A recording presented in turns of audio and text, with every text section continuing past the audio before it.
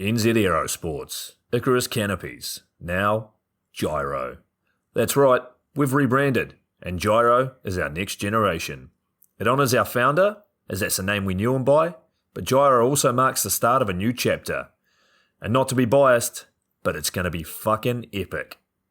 Long story short, we're more us than ever, so if you're new to the sport, or even a Sky God Ninja Turtle, welcome. I think our valiant leader Lucy, Gyro's daughter, says it best. And we still got that fuck yeah attitude. Rebrand! Woo!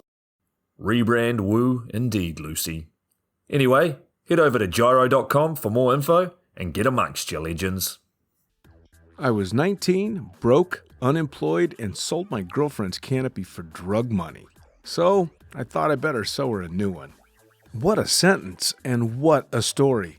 This describes the humble yet outrageous beginnings of NZ Aerosports, the home of Icarus Canopies, in the words of our founder himself. From getting a paratrooper toy from his mom, watching parachutes at the DZ as a 6-year-old, jumping off the wharf with a parachute made from bed sheets, doing his first jump at 16, sewing his first canopy on a borrowed machine at 19, and starting to sell parachutes out of a garage in 1986, Paul Gyro Martin had an undying love for the sky. Our company started with one man with the wildest of spirits and a true blue sky dream, a renegade. In the time that Gyro created and ran the Icarus Canopies brand until he passed away in 2017, he pushed everything he had to its limits. We miss him, and we always will.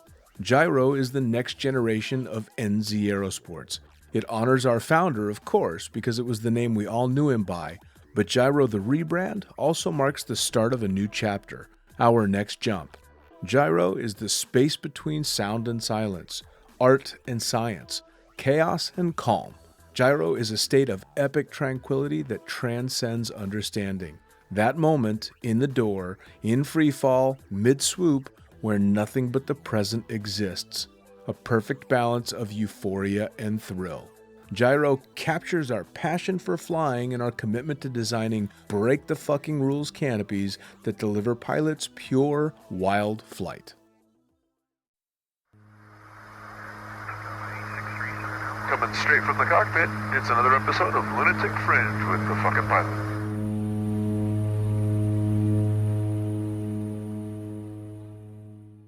Ready, set, go. All right, we are back in the can with another edition of Lunatic Fringe Into the Void. I am the fucking pilot, and I got another victim in here with me to chat about some really cool shit. So tell me, who are you and what the fuck do you do? Hey, Dave, my name's Andy Ford, UK skydiver. How'd you end up doing that? Is it your only extreme sport? Have you been doing it for a while? Okay, so back in 88, I'm having a beer. It always starts with a beer, right? Always. And my buddy turns around and goes, I did a parachute jump. You'd love it. And I'd had enough to go, yeah, cool, let's do it. Oh, a lot of that's happened. And then a couple of weeks later, he asked me for a deposit. And I was like, what for? You're like wanting £25, like $40. I said, what's that for? He said, the parachute jump. And I was like, oh, yeah, that rings a bell. A couple of weeks later, there I am, 2,500 feet out of a 206, static line rounds. Oh, man. And, the guy's shouting at me, in the door, go. And I think it took 2 jumps, and I knew that it was my life. Yeah? And that's weird, because, like, back then I was playing hockey, like roller hockey, and BMXing and doing silly shit. But I was 18 years old, and I think on my logbook, or my log sheet at the time, didn't have a logbook, was I think I did 8 jumps, and it was on the bottom I'd written, skydive to live to skydive. And I look at that today and it makes me giggle, because here I am 30 years in and I want to do as much as I can every day. Isn't that crazy? That's quite the history too. I mean, we're not talking about a small amount of jumping. You've been at it for quite some time. It's a lifestyle. Wow. So what was it about the sport that drew you in? I mean, I guess the original few jumps, the terror that begins when you leave, like when you're in the plane, you know, I used to drive to the drop zone. My buddy used to drive me to the drop zone, and I would hope it was too windy. You know, you get that.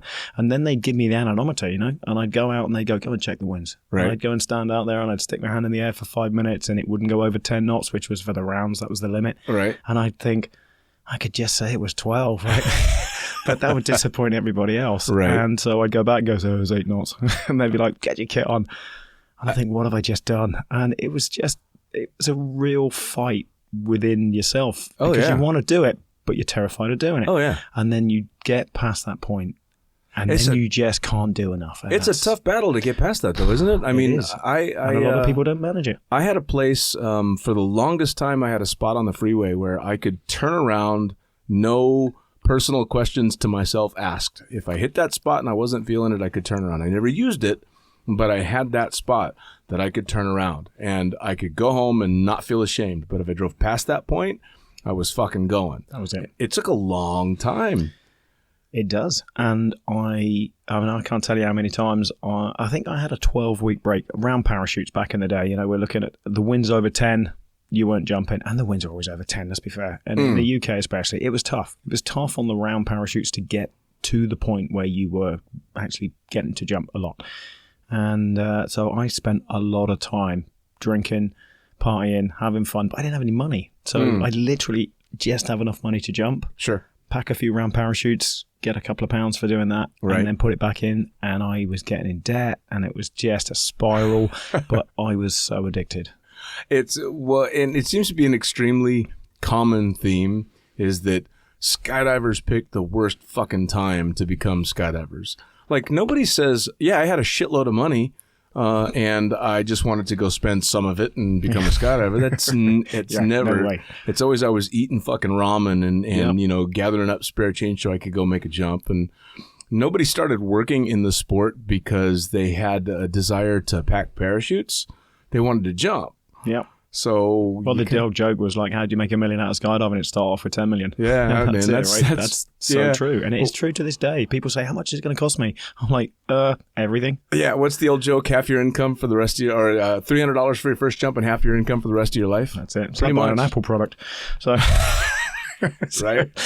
Get you by the balls. Yeah. Well, so you're hooked pretty much right away, but you're fighting that internal battle. I did the exact same thing, but you got past it enough to become an active skydiver, but you're fighting weather, you're fighting money and all that. How did you manage to stay in it for 30 years? What was the next step? Well, I'm now like in a little bit of debt, and I was 18 when I started. I'm now 20. I've got maybe nearly 100 skydives. So it's taken a little while to get the jumps up. I'm on square parachutes as well. I bought my first parachute. It's a Fury. Actually, it was a Maverick, 200 square foot F111 Maverick. Fantastic. I loved it to pieces. And I thought the job I was doing, I was a painter and decorator, and the job was going downhill. We had a big crash in the UK with the housing market. No one was getting anyone to do any trades. So I joined the Air Force. And I did 14 years in the Air Force, and I literally joined the Air Force to see if I could skydive for free.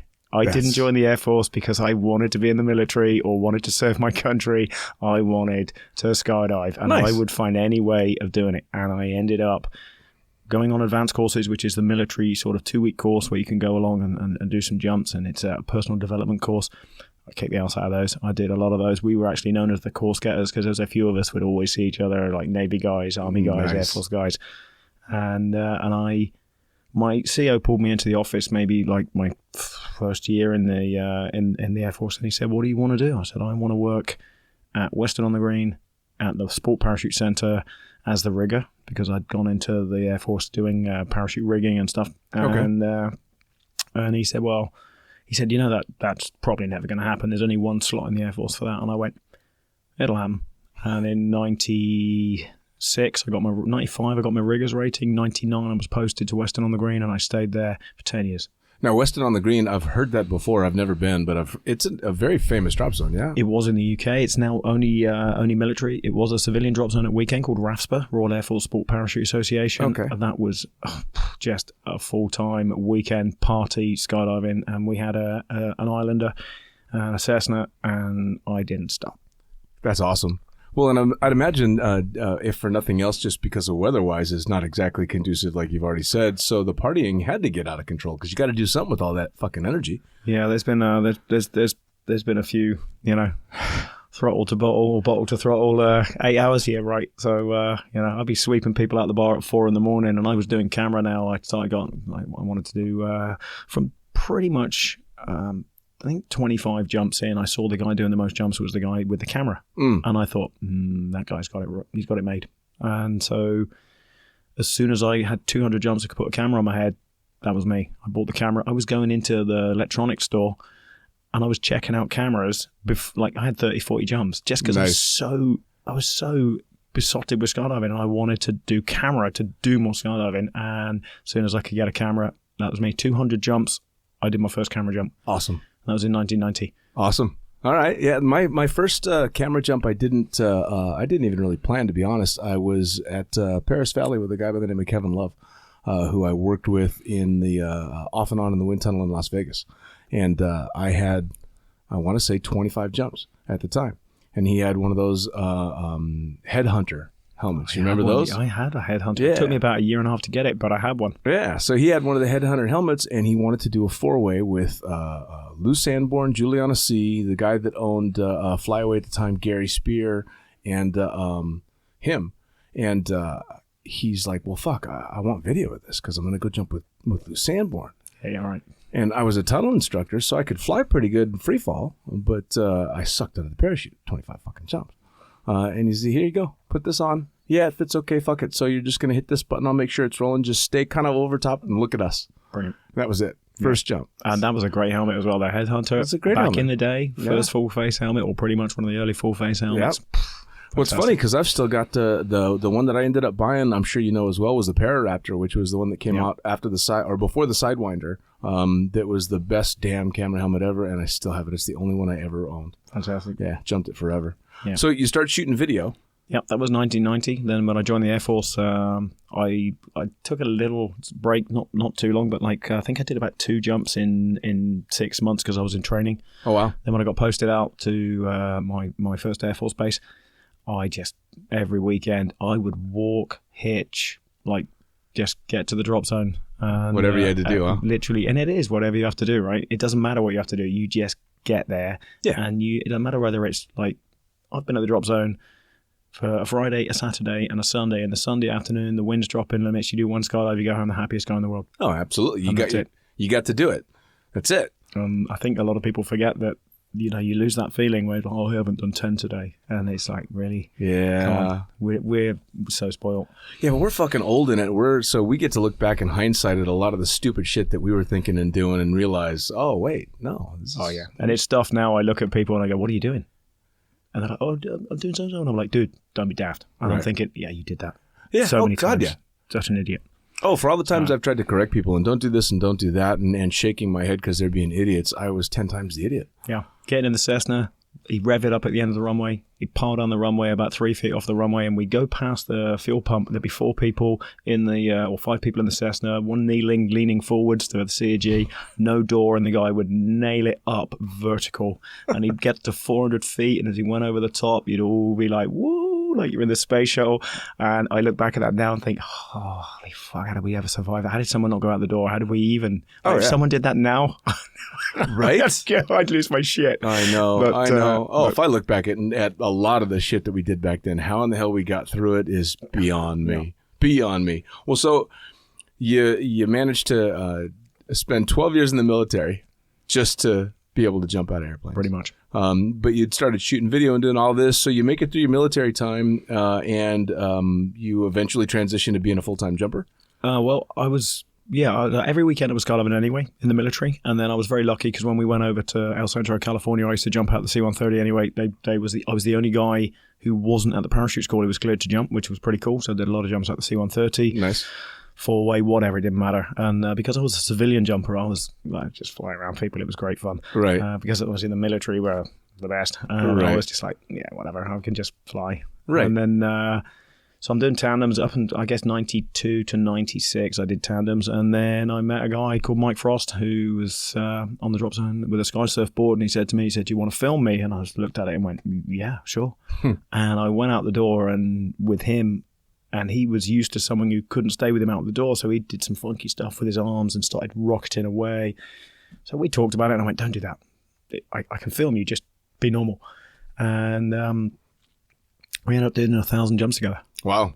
Skysurfing was, I suppose it was right around 95, 96. It started to become all the rage. Yeah, well, it was already going when he was already doing it, and I was doing the tandem stuff. And I learned a little bit about camera. You know what it's like. You can go out in any position and still keep stuff in focus. That's the camera roll. It teaches you a huge amount. And we're not talking GoPros, we're talking proper top mount cameras and stills cameras. Proper massive old top style. mount. Yeah, and I just flew with Mike, and then in '96 he said to me, look, we've done maybe 40 jumps together. I want to go to Paris Valley for the SSI Pro Tour tryouts. Yeah. And I was like, what is it? He said it's the ESPN Pro Tour. If we can get through I think it was 2 jumps. If we get through the 2 jumps on the tryouts, we enter into the competition. A bit like F1, you gain your points, then you go to the X Games. And I was like, yeah, I'm good, I'm up for it. And he was like, well, we've got this sponsorship and that sponsorship. And we were super lucky, man. We're sponsored by PlayStation, sponsored by Converse trainers. We had a little bit of assistance. And the Air Force were good too, man, because I was competing for the UK kind of thing. Right. I might have fudged that a little bit, but I'm competing for the UK, so they gave me time off. 96, Paris Valley, I'm looking around, there's Patrick de Gaildon, and there's these guys, I'm just looking around, Troy Hartman, and just different teams, and I'm like, seeing these guys on video, and there I am, sat at the pool, having a briefing for a competition with them. Oh yeah, I mean, you got, at the time you had Vic and Troy, they won, which year did they win? Vic, I think, won 97, there was Bob Greiner. Was it 97 or 96? Might be 96 because Bob Greiner won 97 with Cliff Birch. And because Vic passed away in 97. So, they won 96. I'm just totally out of my depth. I'm sat next to Olav Zipser on the aeroplane, and I've got the Chronicles Free Fly videos, and there's this guy sat next to me, and he's doing his cutaway up in his, and he's got a pair of jeans on. I've got a jumpsuit. He's got a pair of jeans on. He's putting himself in the Skysurf board, and he stands up, and his board cuts away the bindings because his cutaway's going out the top of his jeans above his belt. And for those that don't know, describe real quick the cutaway system for a Skysurf board. You have the same as if you have like a kite board. You have or a windsurf board. You have foot bindings, and to get out of the foot bindings, because they literally tie you into the board. You have like a 3-ring circus on the foot bindings, and you can pull a cable which comes up through each leg to a central point. You pull that and it pops both bindings, and you can get rid of the board. If you're in trouble, you pop the board and it will just float down and you pick it up. And so every time he stood up, he would pop the cutaway because it wasn't quite long enough. And I'm looking at this guy and I'm like, dude, we're nearly on running now, and I'm laughing because it's funny, but I'm also so nervous as well. I'm shitting myself. This is such a big arena for me to be in. Sure. And Mike's there with his crazy dreadlocks and his sunglasses wrapped around his head, and I'm like, this is such a surreal scene now looking back. And so Olav just undid his zip fly and popped the cutaway out the zip fly, so it was like 3 or 4 inches lower, and got out and cracked on. Yeah, that sounds about right. That's about the same time I met him a couple of years later in '98 when my Skysurf partner and myself were competing in the Nationals, and I was blown away by him because it was the same thing. I had grown up in the sport to see him in Chronicles and these iconic videos to anybody that's watched any of those. This is back when free flying was basically just being born, and they were doing shit that just was unreal. Insane. And I remember meeting Omar was at the drop zone at the time because he was competing in freestyle, and so all these people are there. And I remember meeting Olav, and he wanted nothing to do with me. This is back when Olav knew he was Olav. Oh, yeah. Yeah. And I remember walking away a little bit bummed, but then I met Omar, who completely changed that. He was completely opposite. Fucking sweetheart. Yeah. To cut a long story short, meeting Olav years and years later, he's the biggest sweetheart ever. Yeah. So nice change. Yeah, and I think it was just, and I've met Olav on various occasions, and he's lovely. Oh yeah. But I think at the time he was cresting that wave, you know. He was like, that's when he was I am free fly. Yeah. I am free fly. Oh, and he was. And yeah, there's no doubt about it. He did some incredible things to push the sport forward. That was kind of the thing is although it was a bit of a bruise to my ego, he deserved every bit of ego he had at the time. I mean, holy shit, the guy was doing shit that people didn't think was possible. Yeah. This is not very long after people thought it was amazing if you could pass a baton in fucking free fall. Yeah, and now, few years, right? Yeah, and Crazy. he's playing catch upside down with a lead-weighted tennis ball. Yeah. Come on. Yeah. I mean, I still see stuff on some of them Chronicle videos now that I think, dude, I know people that would struggle to do that. And that think they're good free flies. You know, there was some angle stuff in that where they all had the same T-shirt on. I can't remember the company that sponsored them, but they are all, and you can just see him waving people into slot. Just like, you come forward. Brilliant. It was such next level for him. It was incredible. And it still is. I've got him on VHS now, and I tell you now, I'd still happily sit through Chronicles 1, 2, or 3. Oh, God, yeah, they're hilarious. The Sublime soundtrack, which then completely turned me on to Sublime. I loved them. Yeah, me too. And it just blew my mind. Yeah. The one clip in Chronicles to a Sublime song was the Mississippi song, and it's Olaf's over in the distance on his head, and he runs. Yeah. Upside down to the camera, does 2 or 3 cartwheels, turns around and runs away. Yeah. And I remembered watching that over and over and over again going, holy shit. Yeah. And at the time, the Sublime music was not my style music. And as soon as I finished with that, it totally was. I did the same thing. I bought mini discs. I bought them on mini disc. Wicked. And Mike Vale. Yep. Mike Vale was flying with Olav, Charles Bryan, and those guys were insane. Yep. Yeah. Oh, and absolutely. you know what?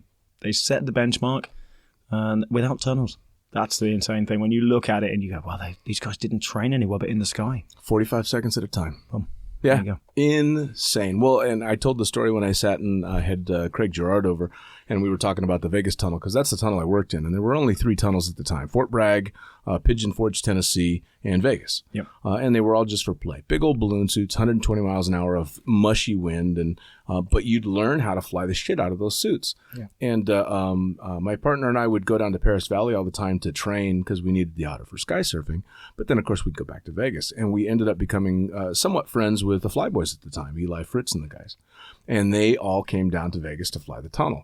And it was the funniest fucking thing in the world because, again, I'd watch the Flyboys on these Chronicles videos doing the most amazing things. Yeah. But then they got into head-down helicopter spin. Oh, yeah. Yeah, that Eli would do for days. Yeah. But they got in the tunnel, and it was just disaster. It was wonderful. You know, because I'm watching these guys just flailing everywhere. Dude, I've been in that Vegas tunnel. And I had some tunnel hours, and I got in there, and it's like an American football helmet with the grid at the front. And amazing. You got a suit, which isn't even around the cuff. It's like a wizard sleeve. Yeah.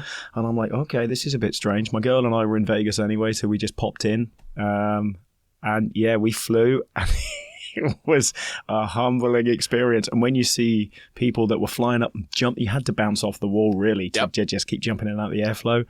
And I could backfly in it, and I could flip to front, and the guy's like, yeah. And I'm looking at the guy driving, I'm tapping my head, like, top it out. And he's like, yeah, bro, it's topped out. Yep.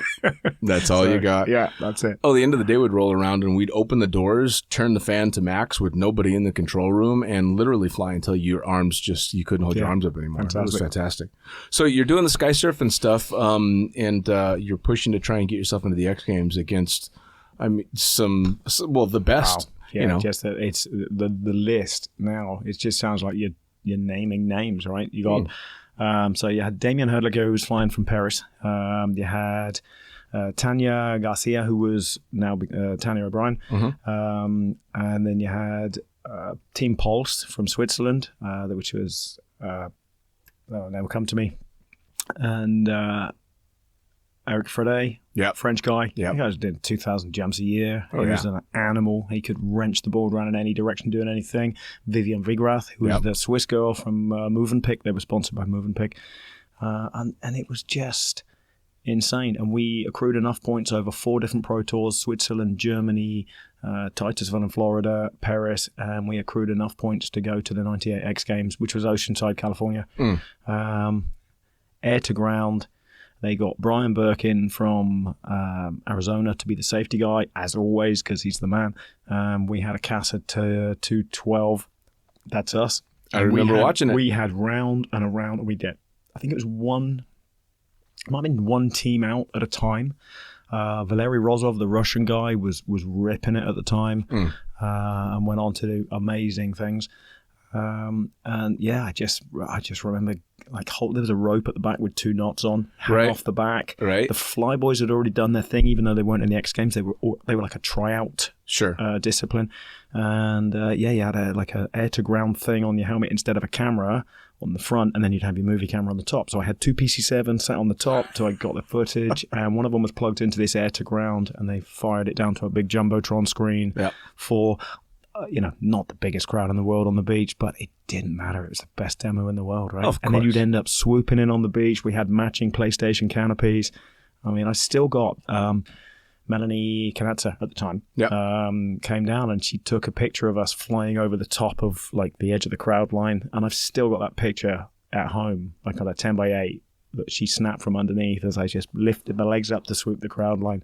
How cool is that? Oh, dude, it's just It was a totally different time in skydiving for sure. Totally. What do you think? Tunnels, that's what changed it all, right? Oh God, yeah. Well, and everybody says the same thing. Tunnels have become the great equalizer and the great change for skydiving. Yeah. What do you think the downfall of skysurfing was? Because it went from being the potential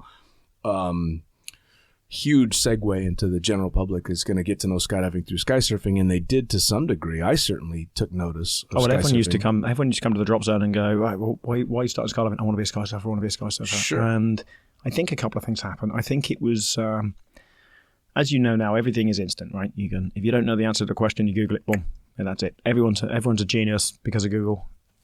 Everyone's got everything instantly. AFF means you're an instant skydiver over a weekend. The tunnel means you're an instantly good skydiver if you put enough money into it. Right. Skysurfing is a long route in. And that's it. You can't fake. You can't get there by any other means. There's even a wingsuit tunnel now, right? So there is no Skysurf short route. And it got more difficult because of the moves that were being done. There was some insane stuff being done. The spins, like we talk about the speed of some of the moves that were being done, which were literally pooling the blood in people's hands, and they were getting bloodshot eyes from spinning so fast.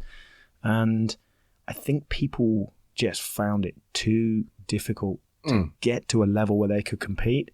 And so they went into head-up flying, which was, at the time, sit flying. That was the easiest route. And it was fun. And you could do it with your mates, and you could do it fairly quickly because there wasn't a lot of rules. And the skysurfing our nationals in the UK went from a fairly like 7 people down to 5, down to you turn up, you get a medal. And at that point, and then the world level did the same. Like there was less and less people coming to do the world level, and they went, well, this is not working anymore. Well, was it? We talked about it before. Was it Sean McCormick that came up with the Invisible Man? Yeah. 97. That was down in Titusville. We competed against Sean in the tryouts to get into the to get into the Pro Tour in 96 at Paris. We got to Titusville in 97. He'd been picked up as a sponsored athlete, done 700 jumps. Right. And straight out the box, he's standing on the board in a red and white jumpsuit. And I remember watching it on the screen because they showed it like as you downloaded. Right. And this guy spun so hard standing on the board that he blurred. And literally you couldn't tell the red from the white, and it just became an incredible blur on the screen. And it was called the Invisible Man because he started to disappear. Yeah. However, doing that, as you came out of it, hands out to slow down, and all the blood gets shot out to the extremities. And suddenly this guy's hands looks like, big flubber hands, and it becomes difficult to pull. Yeah. And all these crazy things are going on. I mean, my Skysurf partner, Mike, pretty much was like, we saw this in training as well. And we was like, well, we can try that. And within 3 jumps, he's got bloodshot eyes. And I mean scary bloodshot eyes. And I'm looking at him going, dude, we need to stop this. It got to the point where my partner and I kind of were the same thing. Beside the fact that by the time we got into it, the field of skysurfing had backed down so much. And they were still separating male and female. Yeah, which is ridiculous because there's not enough people to fill both categories. No, it was totally ridiculous. Yeah. Well, and so we showed up at the 98 Nationals in the intermediate. That's all we were going to do. We were going to go compete in intermediate. And we get there, and they're doing the big briefing the day before the competition's supposed to start, and all the competitors are there, and they're announcing who's in what, and it was Mary and I in intermediate. That was it. Period. Yeah. And then they announced for the open category as Craig and Tanya. And that's it. And I'm looking at Mary, and she's looking at me, and both of us are like, fuck this. And step up. So Mary held up her hand, and she's like, can we compete in open? Yeah. Because and she and I were of the same mind in that I would rather fucking get a silver medal for losing to someone than get a gold for, winning by myself. Fuck that. Yeah. And what that ended up being was because there was no doubt Craig and Tanya were so much better than us that for us, it just became a weekend of fun jumping with two amazing sky surfers that were teaching us shit. Yeah. And that's that they're that much better than you when they're teaching you how to do better during and both of them, nationals. I mean, it's not that sort of competition where no one talks to each other and no one's like, it's not this 4-1-8 where everyone's just in their own zone. Yeah. Both Craig and Tanya, the way they are just so magnanimous. Oh, they're absolutely. super helpful. No, and if they see something that they can help you with, they will. Craig was already an amazing camera flyer in his own right, doing his own thing. And Tanya had already competed with another cameraman. And so she built up a great repertoire of moves. And when they got together, it was perfect. Great synergy. Oh, no, it was phenomenal. It was a great learning experience for us and just all around fun. And it took all the weight off. I mean, they knew they were going to destroy us. There was no doubt about that. That as well, Yeah, so it was just flat out fun. But then the field started to get smaller and smaller. And then the moves like the Invisible Man came out and both of us were like, yeah, no, that was fun. Yeah. We'll take our silver medal. Thank you. And that's it. Some of that inverted stuff. It's a super challenge for a camera flyer. I mean, you're doing stuff that's doing 100 miles an hour, and then you're doing stuff that's doing 160 miles an hour. And the transition between those two moves is 1 second, 1 or 2 seconds. And it's, as a camera flyer, it's the most challenging thing I've ever filmed. Well, you're using every bit of your max range. In both ends directions. of that, and that's the thing. Yeah. I used to jump with wings from wrist to hip. Yeah, me too. But also a nylon fronted jumpsuit where I could bring everything in and I could go as fast as possible. And it was more about how we put moves together than the actual moves themselves. Because that was where, for me, it all became, I think that's where we did well, was you would go from this move to this move to this move, and it was the grouting between the tiles. Sure. If I'm, Yeah, it's that transition. Absolutely. Because you can do a good move, but if you can't get it into the next move, it looks shit. Yeah, well, and I don't know really what your style was. Mine was generally all belly and back. I was not free flying, and a lot of the people weren't quite there yet. I mean, there were a few that were doing a lot of the free flying stuff, and I know Olav was trying to do shit like that as well. Yeah, well, Olav and Charles, they just go off. Both of them in their own sort of genre would go off so crazy that I didn't know what was going on when I watched the video. Right. It was just going off in front of us. Christian Schmidt, German guy, used to film Oliver Fuhrer. That was Team Pulse. Right. Christian used to wear a super heavyweight baggy jumpsuit, no wings, but he could fly with Oliver. But pretty much most other flyers were wearing wings, and it's super difficult to free fly with big wings. You only need one to catch the air, and suddenly, boom, there you go, off you go. It was a fun. It was a fun. Time. I would say 96, 97, 98. Out of 30 years skydiving, still rank right up there with my most fun years. And I've done some cool stuff, but that is an amazing. I look back to that and it still just makes me grin. Oh, of course. Well, and I've always found the funny thing too, especially after when I'm almost 24 years in as well, and people don't even know me as a jumper very much. Maybe they'll see me do hop and pops and stuff, but for the most part, I'm sitting in the front of the plane. Exactly. And there's a shitload of jumpers out there that don't know I skydive at all. And so then they hear the stories that I got 11,000 jumps and a silver medal and this and that and what? Yeah, I know. Well, that's it. Because I know guys that I did this and that back in the day and blah blah blah, and it's so easy because 4 or 5 magazines come out and you're not on the front cover and you're the next thing. Yeah. That's it. It's moved on, and it's just it moves on so quickly at such a pace. There's always something new, and I think for me, I got out the Skysurfing. And I'd already done camera for tandem, and I kind of went back and did that for a while because the money was good. Right. But it was always looking for the next. What is the next part of this sport which can challenge me? Not that I had beaten that part, but you just got to stay fresh and do new stuff. And this sport never stops giving. No. And it never stops challenging you as long as you're looking for that challenge. That's it. You get bored in this sport, you are not looking hard enough. No, not at all. And I mean, I took a good break from jumping for quite a while, and I've told the story before. I got back into it when a friend asked me to jump after a 4-year break, and the idea of jumping made me nervous. And I went, oh shit, it's time to jump again. That's good, right? Yeah, let's get back in the air because I got the butterflies. That little bit of fear is back again, which is nice. But people still say, do you get scared? And it's like, well, not day to day, but if you haven't done something for a while, you are back in the in the seat.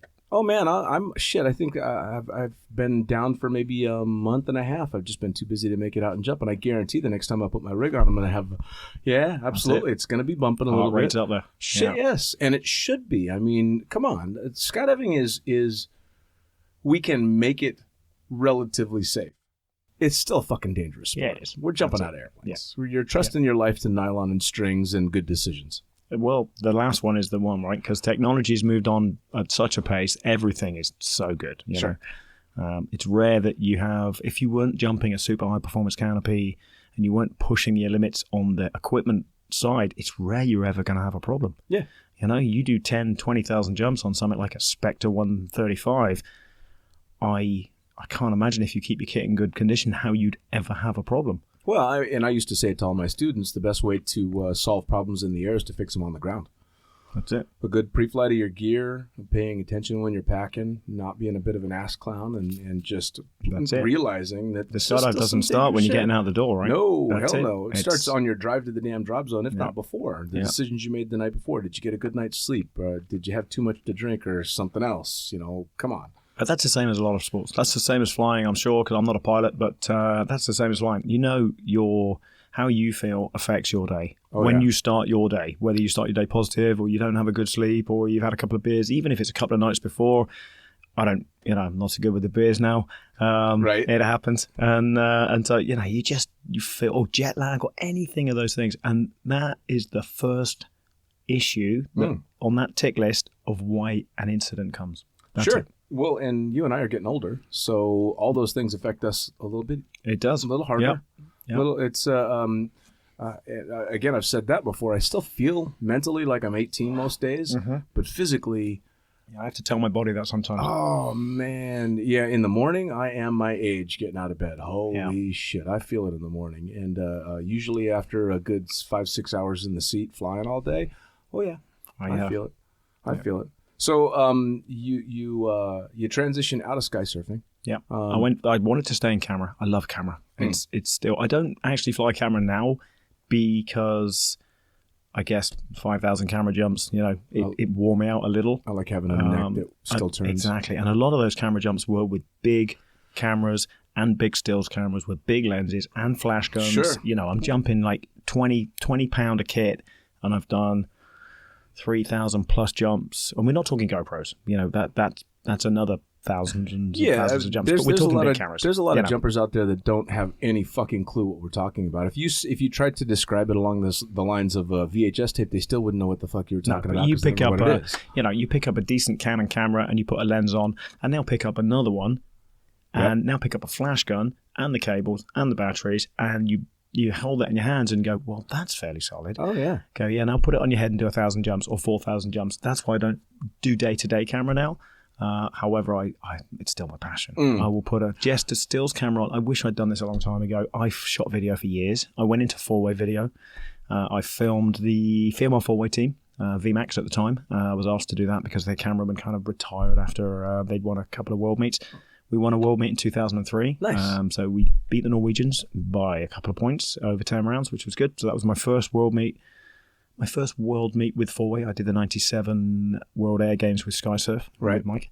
And four-way in 2003. Won the World Championship, which was awesome. I also got free membership, lifetime membership to the Parachute Association in the UK. Nice. That saved me a couple of grand since. Right. Which at the time I was like, oh, that's nice. And now I'm like, yeah, winner. Hindsight. And it was always camera-based, camera-oriented. And then around 99, I'm doing tandem camera, finishing with the Skysurfing, and the wingsuit came out. And I filmed the British 100-way record. Cool. And my buddy had his wingsuit with him, and it's the Birdman Classic 1-zip.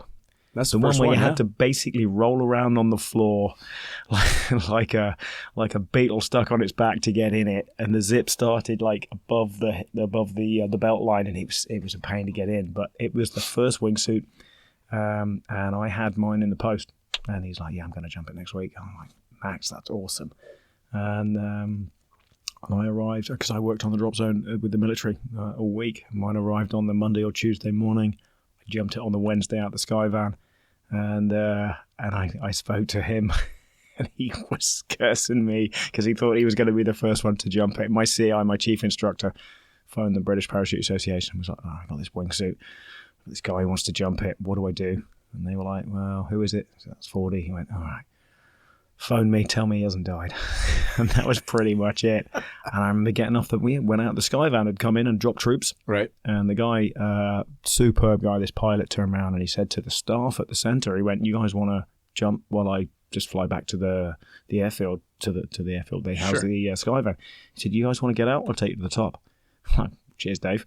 So we get on, there's a four-way, myself and one of my best friends.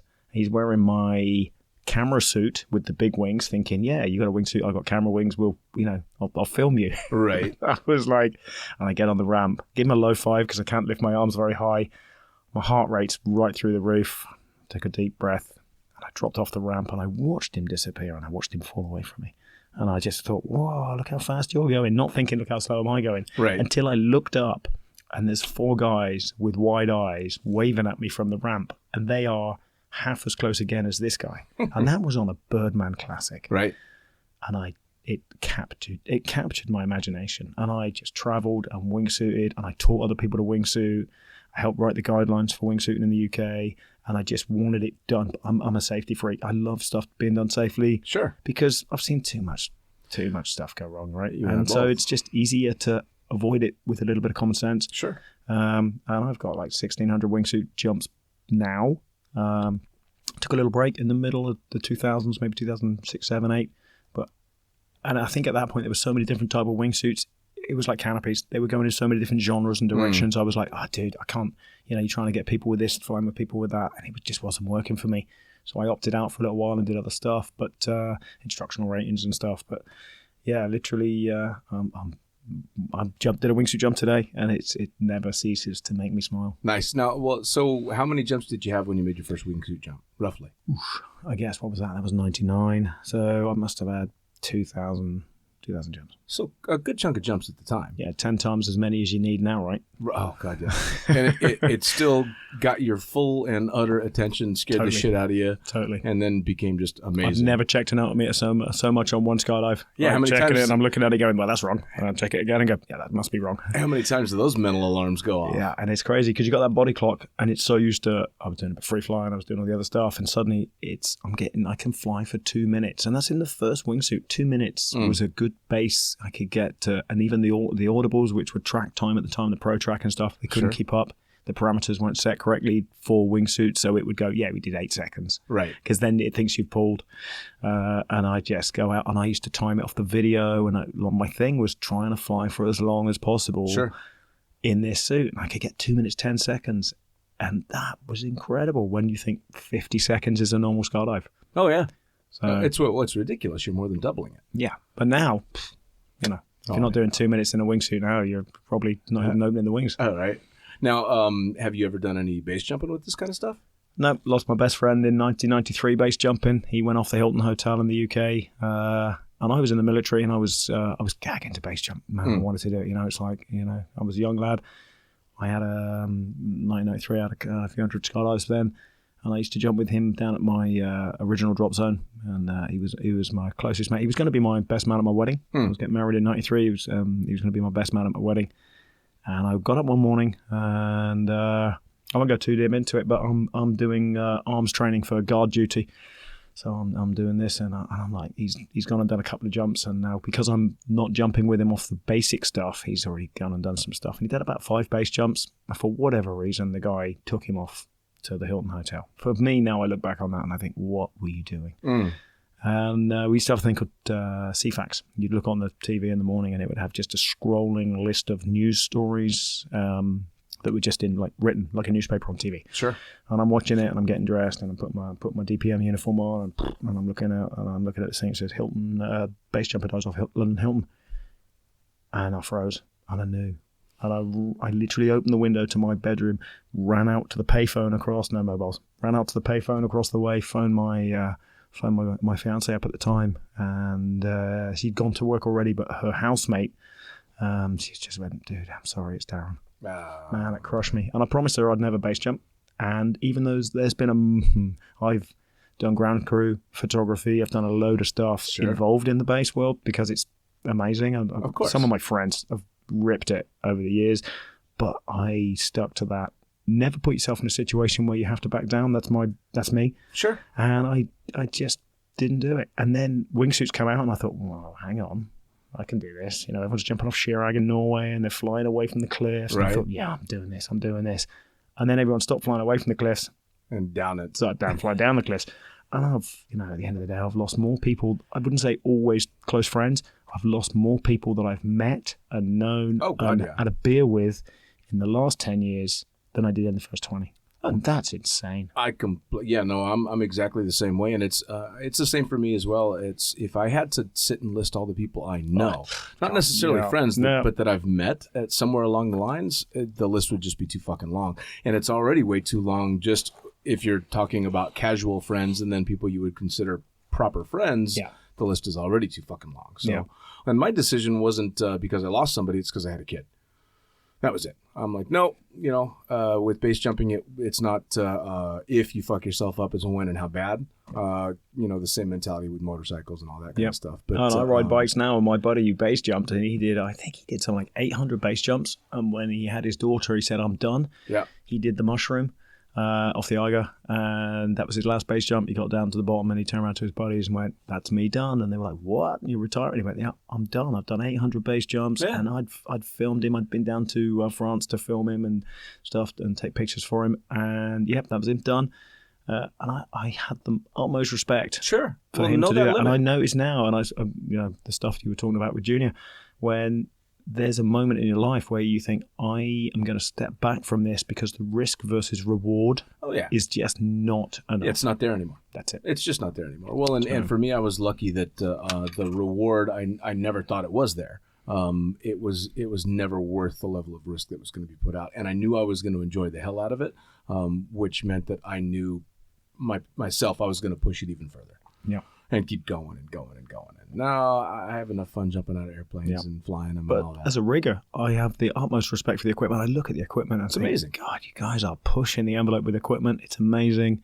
Harnesses, pilot chutes, the way they've come on, and the canopies themselves. I mean, it's incredible. Oh, yeah. And I love the equipment. I'm a proper geek when it comes to the equipment. It's just not for me. Well, and I had the chance to talk to Matt and Mike from Squirrel. Yep. And they actually wouldn't tell me shit about the equipment because they're like, no, that's fucking boring. Go to the website. Yeah. Which is proper, but I'm blown away by the technology. The stuff they're doing is incredible. They turn people into little engineless jet fighters. It's and especially with their background, because they don't come from the background that you would think someone would to do what they've done. It's technology, man. It just leaps and bounds forward from where you and I started. Yeah. I mean, when we were jumping with cameras that were almost as big as your head. And I think it's technology in the sport seems to me, technology in general seems to be both a blessing and a curse. Everything. GoPros, wind tunnels, you name it. It's got two sides. WhatsApp, all that shit fucks with me so bad. Anything like that. It's just, Yeah. The thing is, I think when the GoPro first came out and it had the photo mode on it, I was like, oh, you know what? That's it. I'm screwed. Or the digital camera came out. Everyone's going to be a photographer. Sure. Actually, I think it's worked in the other way around. People don't understand cameras. No. Because they don't have to. No. So it's like when the Tesla comes out, and everyone's got one and it's got auto drive, it doesn't matter. No. Being a racing driver, actually, it won't make it more difficult. It'll make it easier to become a racing driver because 90% of the population won't be able to drive anyway. And it's the same with the GoPro. You look back, I look at the GoPro now and everyone goes, look at this great photograph. It's like, well, it's a screen grab, bro. Yeah. And it won't blow up bigger than an A4 or whatever.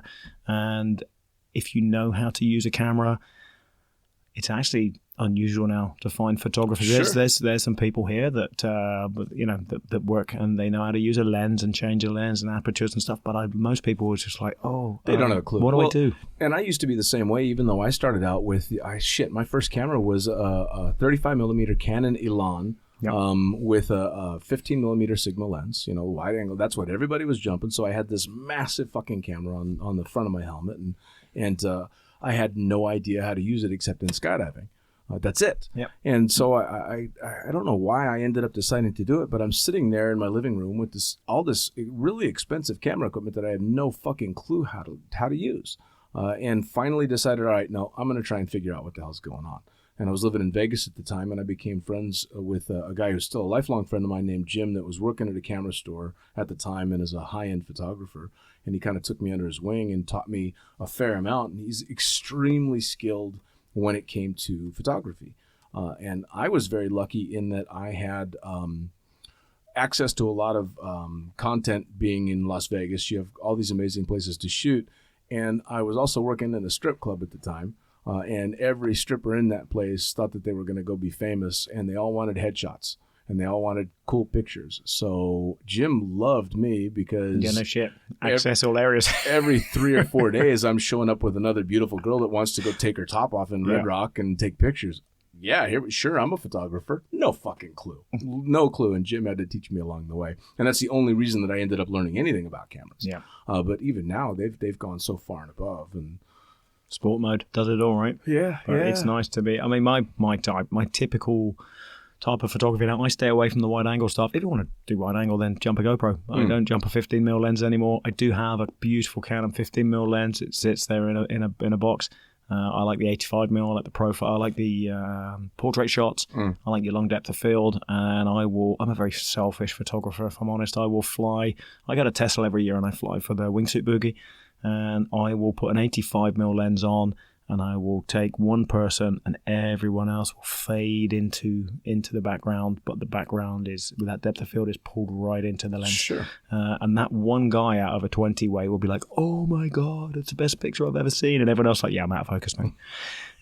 And I don't take it for them. I take it for me. Right. And and then someone else will be in focus, or I'll get 2 or 3 people in focus, and everything else is really soft and crushed into the depth of field in the background. But it's funny because people are so used to everyone's in focus, it's sharp forever, and everyone wants to buy the shot. It works if you're on a flat formation. If you're above a formation where everyone is on the same horizontal plane, it works because everyone's at the same focal distance. Sure. But as soon as you have stuff like wingsuits, which is more of a cloud of people, there's a lot of disappointed people if they're looking for photos with me.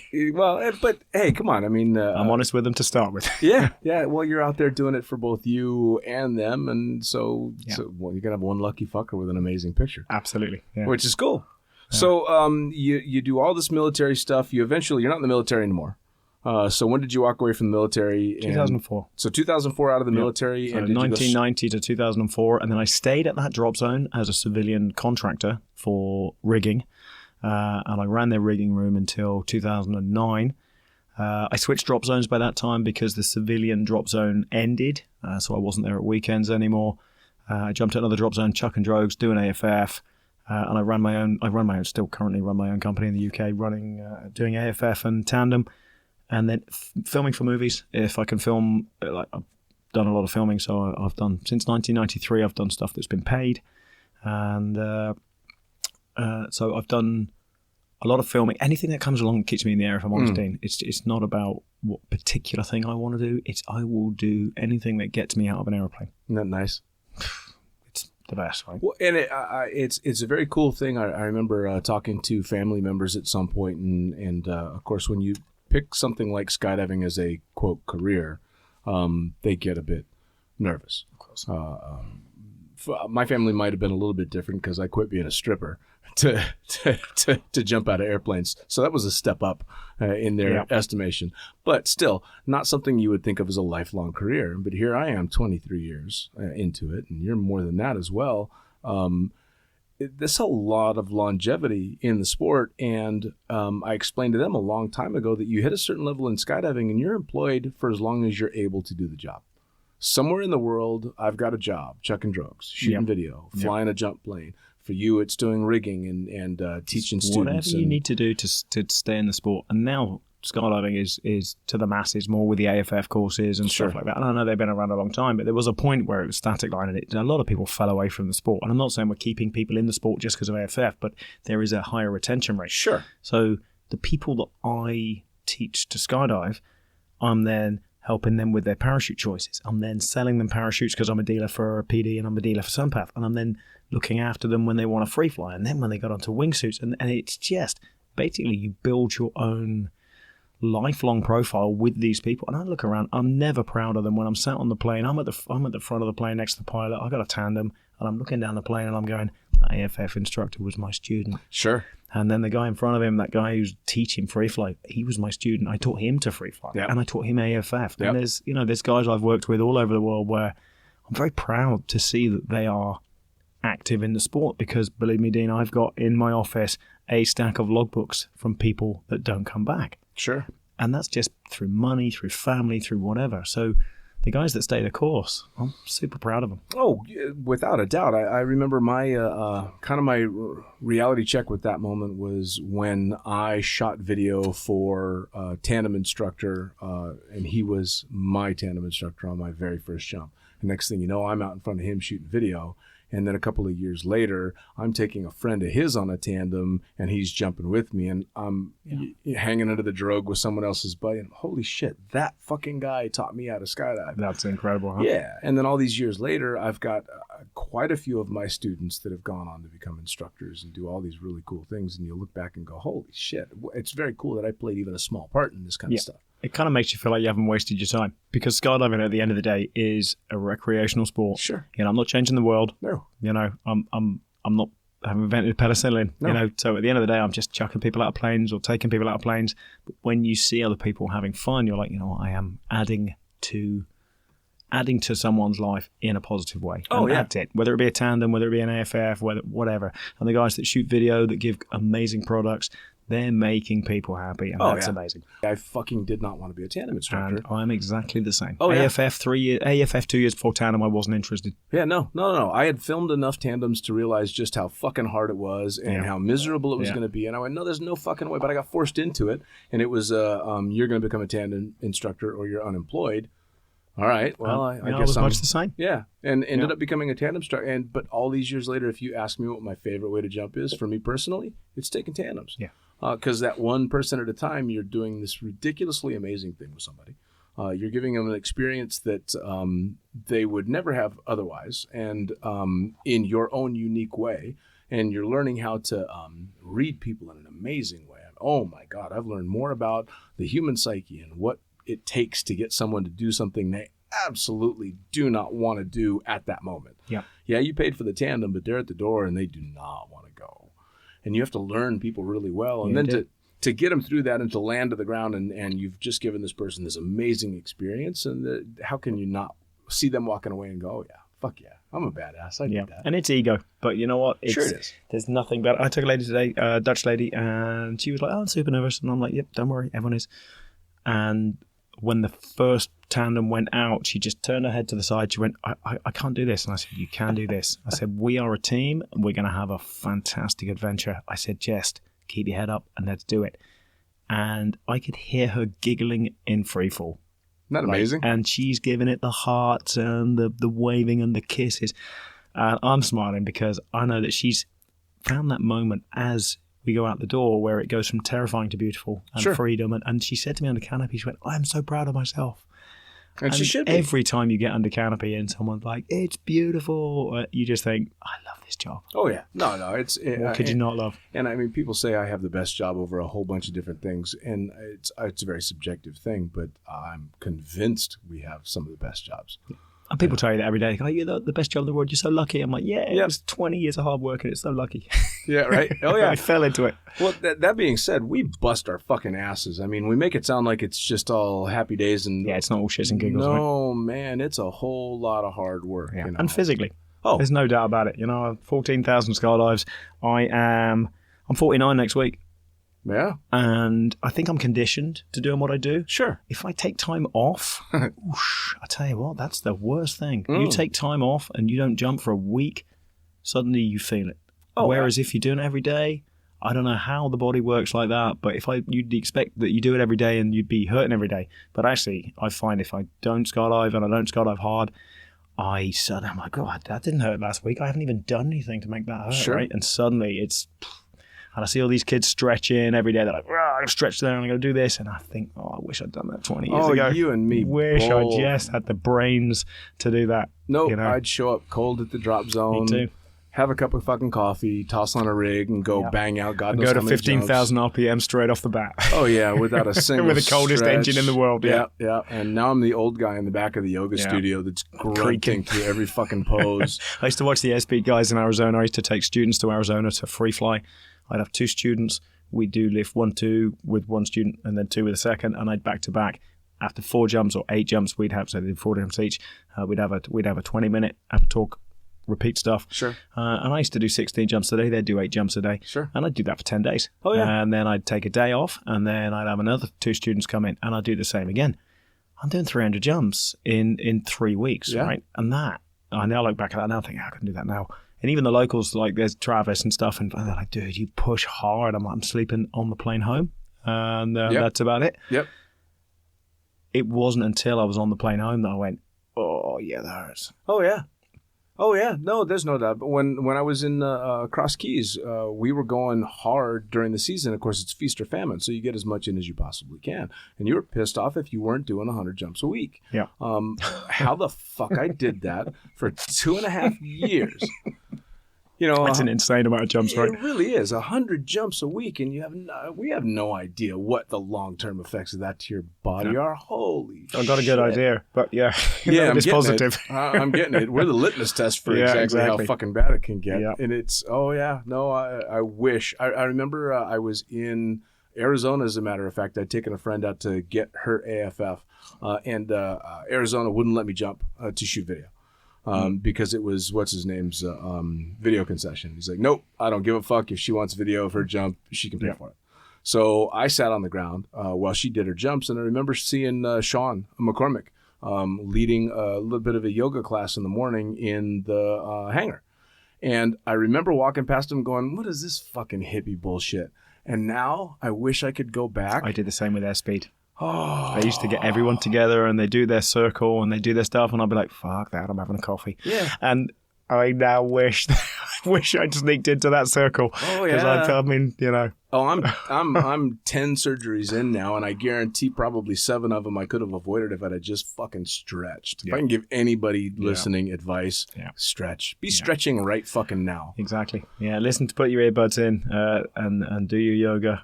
Don't do it publicly outside on Instagram. Just do your yoga for yourself, not for everyone else. Yeah, no shit. It's not always about the fucking selfie. Yeah, exactly. It really isn't. But yeah, it's all good, bro. So 30 years now you've been jumping? Yeah, 88 to, it's now coming up 31, 31 right? years. So 31 years into it, and you're still going like a bat out of hell. What's your advice for somebody just getting started, or somebody that's hit the wall and they're thinking it's time to hang it up? Well, I know people at both ends of that scale. If you're starting, it's a lifetime, right? It's not something you need to pack into a year. And if you try and pack it into a year, you're going to hurt yourself and have to stop. So don't pack it into a year. Pack it into a lifetime. But do as much as you can over, get good at something before you move on. Don't be that guy that's done his AFF and he's done his formation stuff and now he wants to free fly and he's head up and he's actually head down and now he's in the tunnel and now he's tracking and they go, how many jumps you got, bro? And he goes 110. Whoa, you must be good at everything.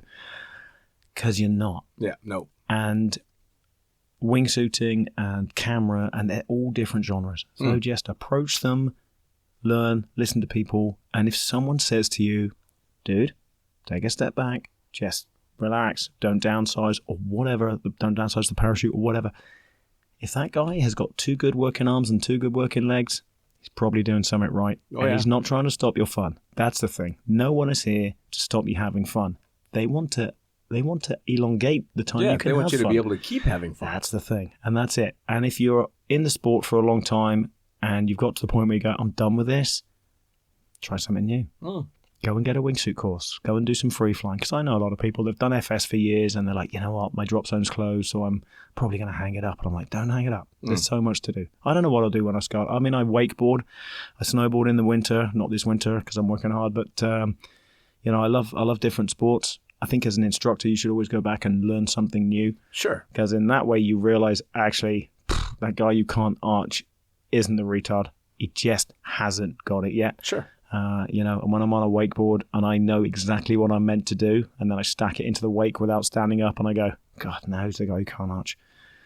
And it gives you a different perspective. Oh, yeah. Well, I think I've said it on every single podcast. One of my favorite things about the sport is that you're always learning, and that even after all these years in the sport, because of all the dramatic changes, especially because of the wind tunnel that have come about, I suck at a lot of the stuff that's going on these days, which is wonderful because it just means I've got that much more I can learn. Yeah. When I took my, almost 4 years, I took a break from jumping. I had somebody else point this out. I didn't really take a break from the sport. I just stopped jumping. But I was still flying in the sport. Pretty much. Immersed. Yeah, so I'm still very deep in the community and deep in the sport and deep in all the activities. I just wasn't jumping because the jumping had just faded a little bit for me. So for me, taking a break was a great thing because then I came back and it had all jumped so far past me that now I'm just a fun jumper. It's fucking great. Yeah. I see people rush in. People rush in, they want to get it done. I've got guys in the UK, and the guy's he's off his AFF, he's doing his formation skydiving.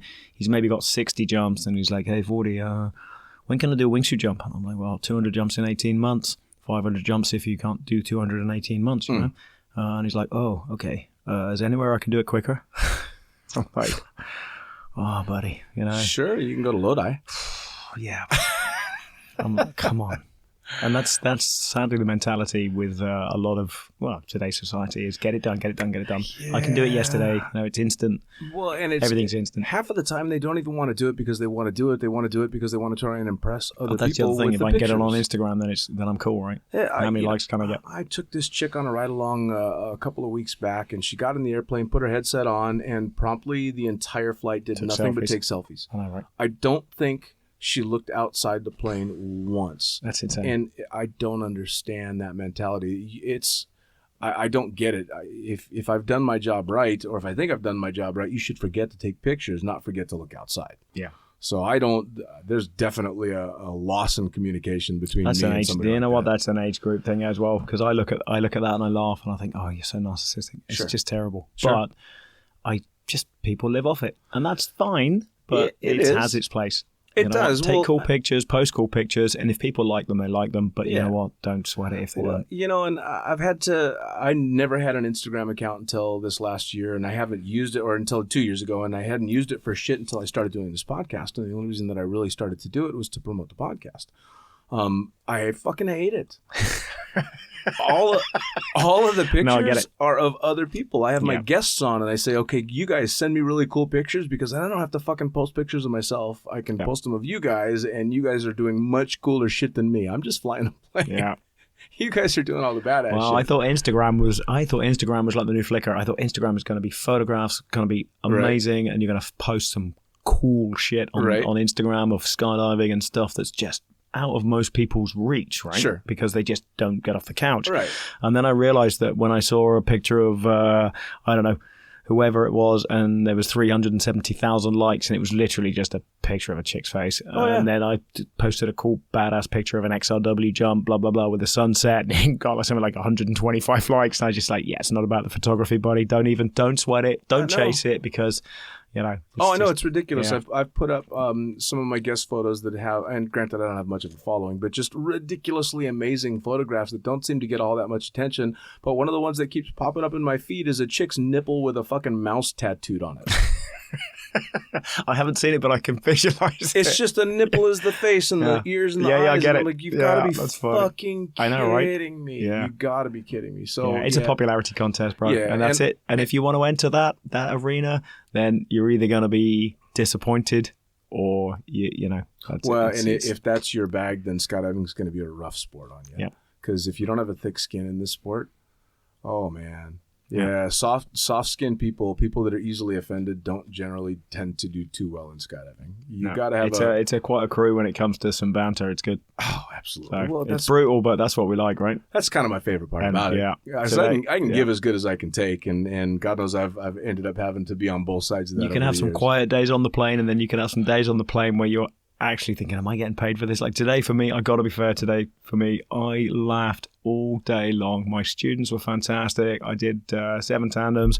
My camera flyer was fantastic. And the whole plane was just like some mini party going on all day. And I'm like, this is insane, dude. I'm getting paid for this.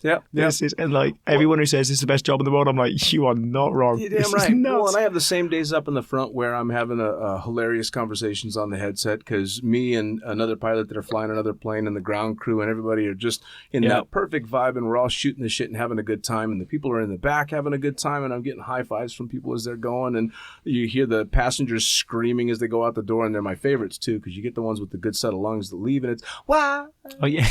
It's falling just off a cliff. Yeah, it's the cartoon version. Yeah. And those are the days when you're literally going, oh fuck, it's wow, this is ridiculously amazing, and you're heading home at the end of the day going, was that work? Am I paying for that, or am I getting paid for that? No. I suppose that's the real test of it all.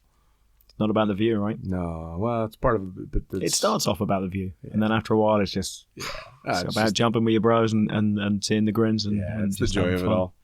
Well, I'll tell you what, man, this has been absolutely fantastic. We're going to have to do it again sometime. Yeah, sounds good. Keep it in the air, man. Keep jumping. Always keep doing all that crazy shit. All right? Thanks, Dave. Blast. Take care. Thanks, bro. Cheers. Well, there you have it. Another episode of the Lunatic Fringe podcast brought to you, as always, by... Well, wait. Not as always, actually. Brought to you now by Gyro. Formerly known as NZ Aerosports, you'll head to gyro.com for their next level line of canopies. By Pussfoot, the Extreme Sports Collective. Head over to pussfoot.com to check it out. By Summit Parachute Systems, check out summitparachutesystems.com to talk to Jarrett Martin and the gang about kick-ass pilot rigs, rigging courses, and more. By Flyaway Indoor Skydiving, go to flyawaytn.com and check out all the cutting-edge stuff to come. By Pure Spectrum CBD, head to purespectrumcbd.com to check out their wide range of CBD products. And as for us, head to the lunaticfringepodcast.com to listen to any of the hundreds of episodes currently available, hit the link for our YouTube channel, pick up your copy of the Lunatic Fringe book or The Accidental Stripper, and get a sneak peek at upcoming guests. Once again, thanks for listening. We'll see you next time.